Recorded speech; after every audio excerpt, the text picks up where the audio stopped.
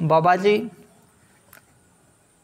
हज़रत मुजद्दिद अल-फ़िसानी रहमतुल्लाहि ताला अलैह ने एक बड़ी ही प्यारी गल जो है ना आपने लिखी और समझ लो कि उन्होंने ज़िंदगी का निचोड़ कढ़ छड्डिया है और दिल दियां तख्तियां ते लिखण वाली गल है। आप फरमाते ने कि तुसी लोग अपनी सोबत नूं वेख्या करो, सोबत बड़ा ही असर रखती है। अगर तुसी गुमराह और फासक लोगों के कोल बवोगे ना बाबिओ, फिर तुसी गुनाहां दे अंदर दलेर होना शुरू हो जाओगे। तो जो बंदा गुनाहां दे अंदर दलेर होना शुरू होंदा ना, फिर मामलात ख़राब होने शुरू हो जाते हैं। दूजी गल आपने फरमाई कि तुसी बच्चों के कोल बवोगे तो तुसी गैर संजीदा होंदे शुरू हो जाओगे, तुहाडे अंदर गैर संजीदगी आती जाएगी।